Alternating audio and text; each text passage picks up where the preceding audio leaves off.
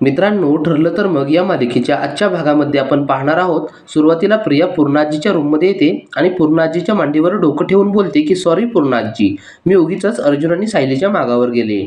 खरं तर त्यांनी काहीही केलं तरी मला काय घेणं देणं आहे. ती सायली कशीही वागली आणि सुभेदार घराण्याचं नाव तिने खाली घातलं तरी मला त्याचं काय करायचंय.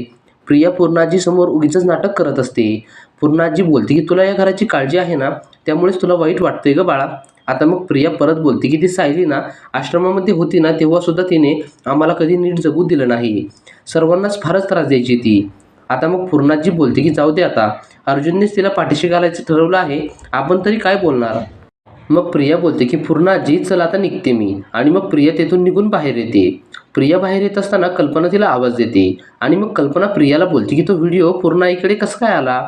प्रिया बोलते की मला काय माहीत. कल्पना बोलते की या सगळ्यामध्ये तुझा काही संबंध नाही ना. प्रिया बोलते की नाही ग कल्पना मामी, माझ्याकडून एकदा चुकी झाली, पण आता या सगळ्यामध्ये माझा काहीसुद्धा संबंध नाही. कल्पना बोलते की मागच्या वेळी प्रतिमा आणि रविराज भाऊजींची तू मुलगी आहेस म्हणून मी तुला सोडून दिलं होतं, पण पुढील वेळेस असं कधी होऊ देऊ नकोस. आता मग इतक्यात अस्मिता पण बाहेर येते आणि ती कल्पनाला बोलते की मम्मा, अगं या सगळ्यांमध्ये तन्वीचा काहीसुद्धा संबंध नाही, मी सांगते ना तुला. कल्पना बोलते की वा, म्हणजे दरोडेखोराच्या साक्षीला कोण तर तो चोर. आणि मग कल्पना तेथून निघून जाते. इकडे आता सायली आणि अर्जुन घरातल्या सर्व माणसांना बोलवतात. त्यांनी सगळ्यांसाठी गिफ्ट आणलेली असतात. अस्मिता बोलते की आता हे काय नवीन. अर्जुन बोलतो की थांब जरा. आणि मग तो पहिल्यांदा पूर्णाजीला बोलवायला सांगतो. कल्पना पूर्णाजीला बोलवायला जाते.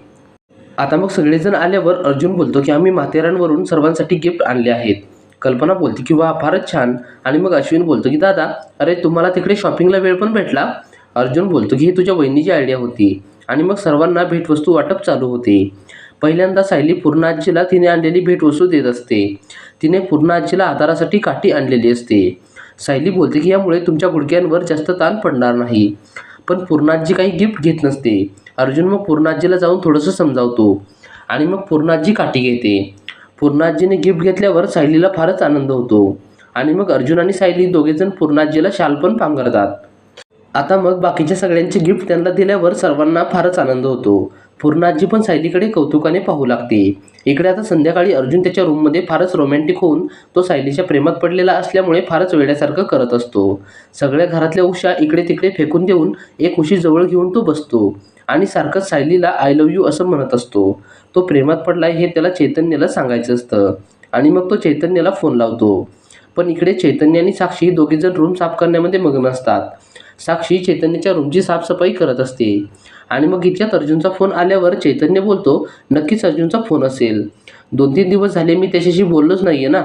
चैतन्य मग फोन उचलायला जातो तर मग साक्षी मुद्दाम पडायचं नाटक करते आणि मग चैतन्य तिला पकडतो. त्या दोघांच्या बोलण्यामध्ये अर्जुनचा फोन मात्र इकडे रिंग वाजून वाजून कट होऊन जातो. इकडे मग अर्जुन एकटाच उशी हातामध्ये घेऊन झोपून जातो. इकडे आता सायली किचनमध्ये काम करत असते. कल्पना आणि विमल येतात आणि सायलीला बोलतात की तू पहिली रूममध्ये जा आणि आराम कर. विमल बोलते की वहिनी, ही सगळी कामे ना मी करते, तुम्ही जाऊन आराम करा, प्रवास करून तुम्ही फारच दमला असाल. आता मग सायली जाणार असते तर मग कल्पना तिला बोलते की सायली, तुम्ही आल्यावर जे काही झालं ना त्यामध्ये तुझी काही चुकी नसतानाही तुला फारच मनस्ताप सहन करावा लागला असेल. पूर्णाजींच्या वतीने मी तुझी माफी मागते. सायली बोलते की हो आई, माफी नका मागू तुम्ही, त्यात काय एवढं झालं, तुम्ही एखादी गोष्ट चांगल्या हेतूने केली होती. आणि मग सायलीच कल्पनाला 2-4 कौटुंबिक अशा गोष्टी सांगते आणि मग कल्पनाला अजूनच छान वाटतं. ती सायलीला मिठी मारते आणि बोलते की खरंच मी फारच भाग्यवान आहे, जेणेकरून मला तुझ्यासारखी सून मिळाली. मोठी माणसं नेहमी लहान माणसांना समजून सांगतात, पण इकडे मात्र उलटं झालं आहे, तूच मला फारच छान प्रकारे समजून सांगते. आता मग इकडे सायली तिच्या रूममध्ये आल्यावर अर्जुनला तिने असं झोपलेलं पाहून ती फारच चिडते, कारण अर्जुनने रूममध्ये सगळा पसारा केलेला असतो. सायली अर्जुनला उठवते आणि लेक्चर सुरू करते. अर्जुन बोलतो की सॉरी, परत नाही असं करणार. सायली बोलते की तुम्हाला जे काही हवं होतं ना ते भेटलं का. अर्जुन बोलतो की हो. आणि मग ते दोघेजण रूम आवरतात. सायली आता मग लगेच झोपून जाते, पण अर्जुन मात्र जागा असतो. तो सायलीशी बोलायला जातो, मात्र ती झोपून गेलेली असते. मित्रांनो, आता पुढील भाग हा फारच मनोरंजक होणार आहे. पुढील भाग आम्ही तुमच्यासाठी घेऊन येणार आहोत. पुढील भाग पाहण्यासाठी व्हिडिओला लाईक करा आणि चॅनेलला सबस्क्राईब करून आम्हाला थोडासा सपोर्ट करा. धन्यवाद.